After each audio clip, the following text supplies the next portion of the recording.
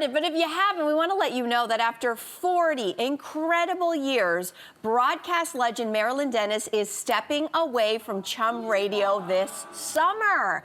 Now, we here from The Social, all of us want to wish you, Marilyn, the very best. We are going to be sharing more details about her final show as they become available. An icon here at 299 Queen Street West.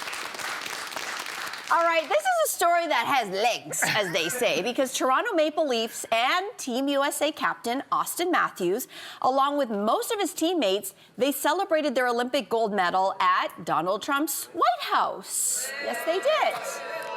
And a lot of people across social media are voicing their disapproval, much like this audience. But here's what Auston had to say. That was cool. I mean, it's... You know, what's special, I think, you know, all of us are proud proud Americans, and, you know, doing something like that, winning a gold medal, obviously representing your country, you know, felt like it was a special honor to be invited. I mean, it's, you know, it's an honor. So it was pretty neat to go there and see everything and just kind of get to share that experience with everybody. Well, he did go on to say, he does not like to be political, and in fact, he's really not that guy. But are we judging Auston for going to the White House, Nigel? Okay. I sure will. Okay. I will say 97% of me judges him very hard. Very hard. Okay. It's, man, okay. The overall thing is just, this is such a gray area for me, maybe not for everybody, but for me, because he is an athlete. He's an athlete here in Toronto. He's an icon in Toronto. He's the captain of one of the most historic franchises, one of the original 6 franchises.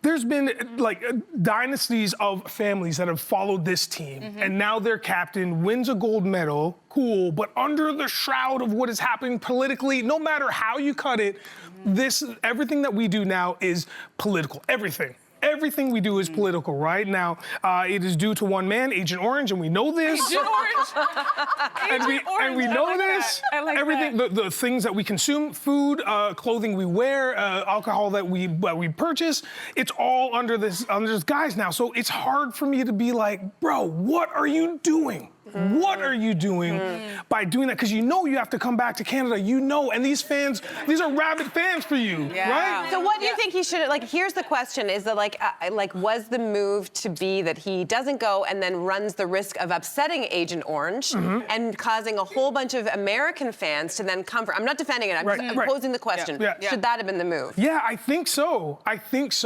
at least give us some more idea that it was a conflict for you or something, because I just feel like it's a hard pill to swallow, man. If I was a kid or if I was somebody that was a fan or politically aware, like in terms of and knowing what the climate is and knowing what's going on, that'd be really hard for me to take, man, to put on a Matthews jersey again. That being said, you know what I mean? And I'm actually dying to see how the Toronto Maple Leaf fans treat him when he's back on the ice here. I'm going to be curious to see that. But you know what's so interesting? Historically, going to the White House was very apolitical. It was just kind of the way you wrapped up your congratulations for winning tour. You go, you put on your suit, you get a picture with the president, I don't know, maybe they feed them, and then you go home. But thanks to Agent Orange, thanks for that, it's very political and it's very divisive. And I think the turning point was back in 2017 when the Golden State Warriors won the NBA championship, and Steph Curry said, I'm not going to the White House, specifically because of the rhetoric from Agent Orange, and I'm not telling you that it's a scheduling issue, I'm telling you exactly what it is. And then we saw other teams follow suit. We saw the Philadelphia Eagles and some college basketball teams also, you know, they said it was scheduling conflict, but we knew what they were talking about. The reason why I feel the opposite, and I'm not surprised, is because when I look at the U.S. men's hockey team, I see something very clear to me. I see a bunch of white men who probably voted for Trump, and all of the rhetoric, all of the policies that are upsetting us, these men aren't affected by any of that. And I think that's why in their mind, they're like, well, it's an honor, I'm still gonna go, because this is not affecting them. But isn't he half Mexican? Yeah, but here's the deal. You don't hear that coming from him. No, that's right? true. He doesn't talk about that. He doesn't identify with that. So I think it's easier for them, because where Steph Curry, if he went to the White House, his black wife, his black mama, his black daddy, his black family would be like, what are you doing? When I don't think these men would be facing the same kind of like pressure in their family and their fan base and their supporters to be like, what are you doing there? So it's easy for them to go, yeah, it's an honor, I'm gonna go. I feel comfortable. I think it's also his role as, you know, he is, I'm not defending him by any means, but he's stuck between a rock and a hard place because he was not only, you know, part of Team USA, he was the team captain of Team USA that won the gold against Team Canada. And then he's walking into the Lions Den at the Scotiabank Arena with the Toronto Maple Leaf fan base that, you know, that's going to be really prickly. He's going to be facing backlash no matter which way he went, whether he chose to go or didn't go. But the point is, he, I think, picked the lane of least resistance. He was going to face backlash for going, but he would have faced more backlash for not going from his people. Even if he gave like a fake, like, oh, it's a scheduling thing? No, I think you were alluding to this. Not only there's a culture that we know exists in hockey, but also hockey is a sport that is built on conformity. The whole idea is you roll as a team. It is one for all and all for one. But what about the five? So you don't want to stand out. You want to absolutely blend in, and he has to lead as captain. What about the 5 people who didn't show up for the team? Like there are team 5 captain. people. They weren't okay, team so you captain. think that's the differentiation for you, is the captain role? That he's team captain. Yeah, it's an interesting and thing. And by the way, his career will always be here. He's under a 4-year, $53 million contract with the Toronto Maple Leafs. If he doesn't go to the White House or goes to the White House, that paycheck still comes for him. So if he's going to choose the lane of least resistance, go with the team. It is conformity. You're still going to get that paycheck in Toronto. Maybe he gets the paycheck, but maybe we demote him off of being captain and he's pro-captain, or we make him clean up all the stuff in the locker room. I don't know, just kind of teach him a lesson. Clean up the locker room. I don't know what they do. Sports!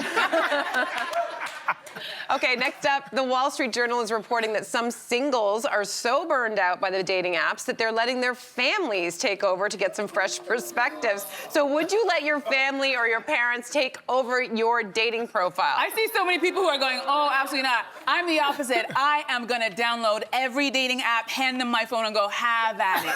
And I'll tell you why. And tell me if you're single, if you experience this. A lot of the long-term married folks have a lot of attitude about us single folks. Oh, are you too picky? What about this person? What about that? I wish I could be on these apps. And I'd be like, oh, you think that I'm turning down great prospects? Here, you take this phone, and I want you to swipe, and I want you to have the back and forth, and I want you to go on those first dates. I want you to do all of that. And then you're gonna come back to me and you're gonna be apologizing and realizing that it's not that easy and that we are in fact not the problem. So I would hand them all the phone. Auntie Alicia, Uncle Finbar, my mother, all of you. All of you keep giving me a hard time. I like that you're calling out family I know to they're do watching it. And they're always like, so nobody are going, no, take the phone, do it. Listen, RIP to my mom. If this was happening and my mom was on this app for me, she would say yes to every single one. No. Yeah. And then she would just bring them in the house with open arms and feed them and be like, are you okay? That's very sweet. And then I'd be like, Dad, hey, what'd you think? My dad would say, nope. Yeah. Or he'd probably say like, well, what'd your mother think? You know what I mean? That's sweet that your mom would love them all. Probably. There's no doubt in my mind. There's no doubt. Listen, nothing against my parents, but I can't even imagine. Like, I just don't think that they would have the same choice as me. I once had my best friend, though, and her boyfriend set me up with somebody, and that should have gone well, right? You'd think it would. It did not. The same guy that they set me up with, he got so drunk one night, he showed up at my house, and he peed all over my floor. So that was the last time I let anyone set me up, okay? That's a story for another day, guys. Wow. Wow. Yeah, so I'm gonna say no. Be careful who sets you up. Yeah, I think there's a different, there's a generational divide because I think we grew up in an era, if you're Gen X, you had a lot of separation, especially in your romantic life. There was a very secret life you had. Your parents had nothing, they had nothing to do with it. We are different parents in different generations. Oh, so you want to I don't want my mother to do this for me, but Marqueza, when you get ready to date, give no. Mama your phone. Run, Marqueza, run! But the reason I think is really simple is because we are really close to our kids. We almost know too much about our children right now. I'm not complaining about it, but I think I'd like to think that she's gonna say, Mom, you have a lot of wisdom and I wanna tap into what you know and your experience. So we're gonna ask and look for different things than they would. I remember dating in my teens and 20s. I was a disaster, but Mama knows best. All right, so let's dive into this next one. Zav, as he likes to be called, or Xavier Trudeau, opened up on social media about his dad, Justin Trudeau's girlfriend, Katy Perry. Listen to what he had to say. Let's address the little elephant in the room. Have you met Katy Perry? Yeah, I have. You met her? Yeah, she's cool. She's nice. Have you talked about advice about music? Yeah. We've talked for like hours just about talking about my music. About music? Oh, sick. Advice and these next steps for me and stuff. Sick. So, what's your reaction to this conversation, this little tidbit? I mean, I thought this info would come out sooner rather than later. As soon as his dad, Justin, started dating Katy, I was like, oh my God, this is gonna be great. Like, we've talked about Zav's music career here on the show. And I was like, yes, it's very like Justin Bieber. It's like smooth, it's cool. And I was like, oh my God, Katy Perry, she can help. And then I realized, oh, wait a second. He has been battling, I'm sure, his whole life, the term Nepo baby. His whole life has been under the guise of you're Justin Trudeau's son, so anything you do is because of your daddy. I'm sure he's been fighting that his whole life. And then I went, oh, Katy, I'm sure she could help, but it's not gonna help you because now you have Nepo baby plus, you know, my dad's girlfriend is Katy Perry. I think if you're trying to make a name for yourself in music, it's gonna be really hard if people think, do you have talent or are you just really connected? Interesting, what do you think? Listen, I can't wait for the diss tracks to come out. You know what I mean? I'm talking about Zav versus Katy Perry, like, and then coming back and stuff.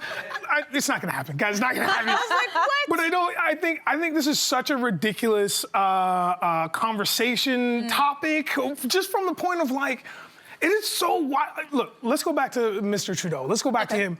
Our prime minister, or former prime minister, is dating a 2010s like iconic pop star. Like this took such a left turn that I can't even. I'm still there. I can't wrap my head. I can't wrap my head around like his son now talking to, you know, his stepmom. What are we doing? What's happening? Not a bad stepmom. Yeah, listen, I agree.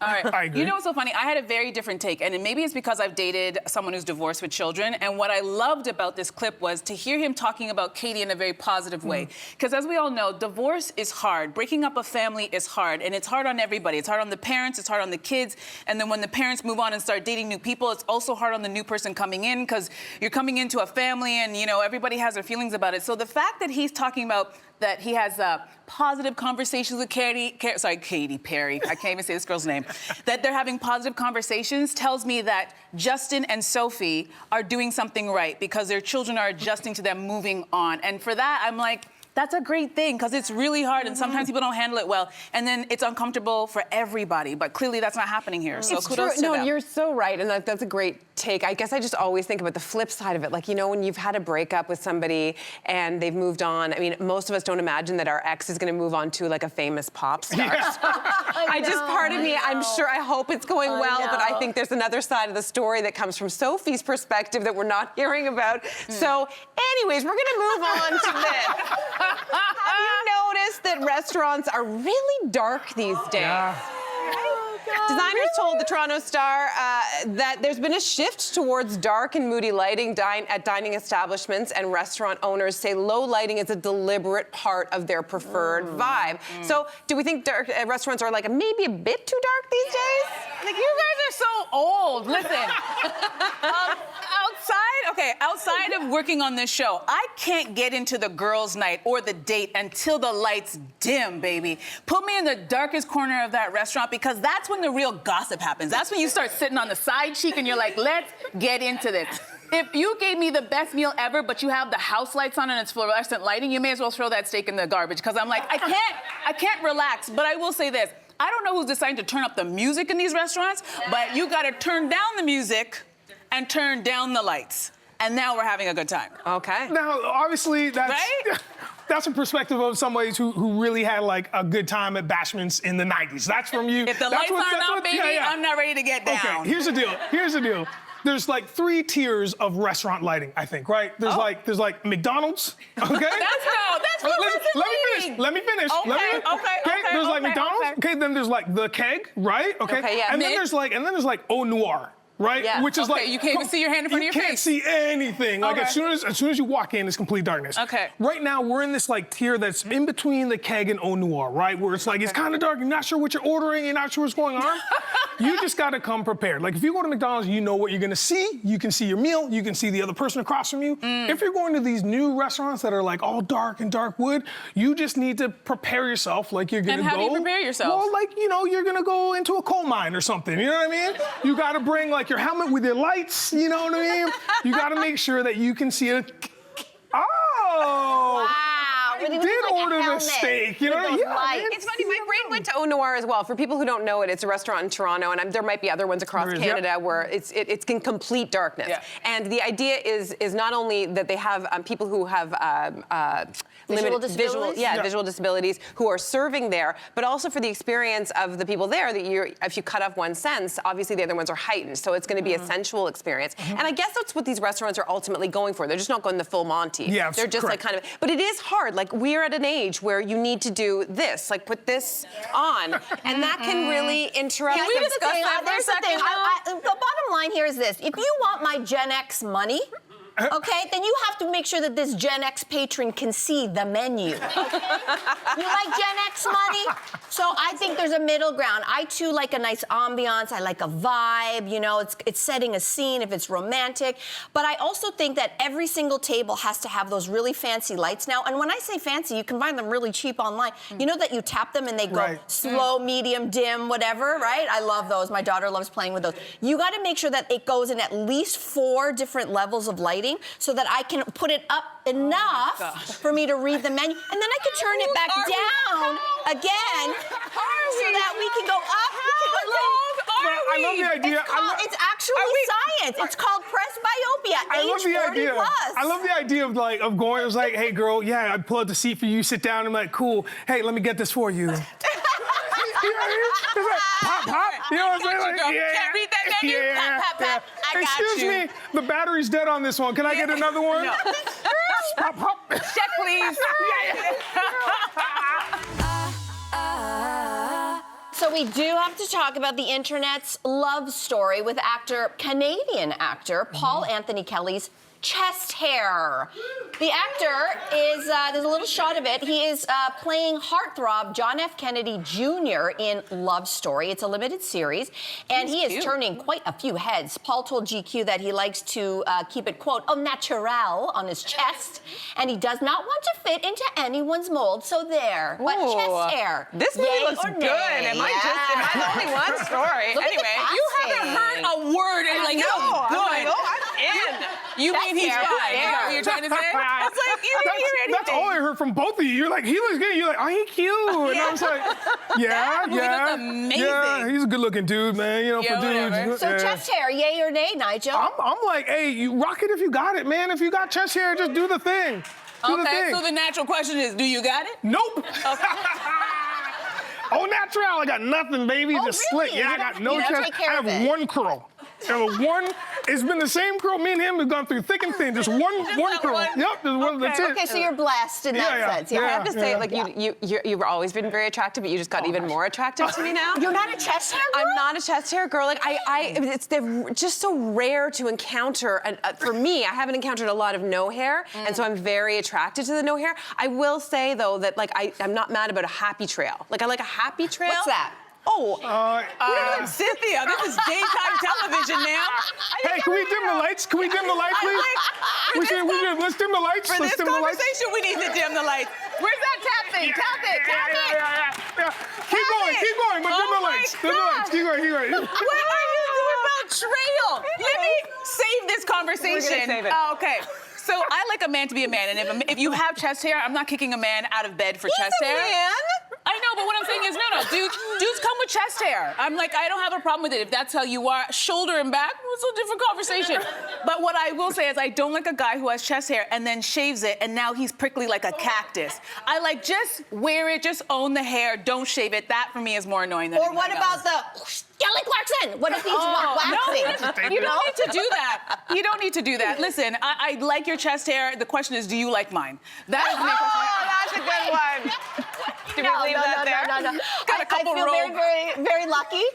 Ryan is naturally pretty hairless, so I've been very lucky. I do like to say that when I see him, I'm like, oh my God, it's like a baby seal's belly. Oh my God, I love it. Anyway, what I want to say about this guy is, if this is what we have hiding in small town Ontario, I don't care if you're hairy, hairless. We need these boys to come out of the Ontario woodwork. There we go. He doesn't have any acting experience, and he has been cast in this iconic role, and he looks so good doing it. Would he look better without chest hair?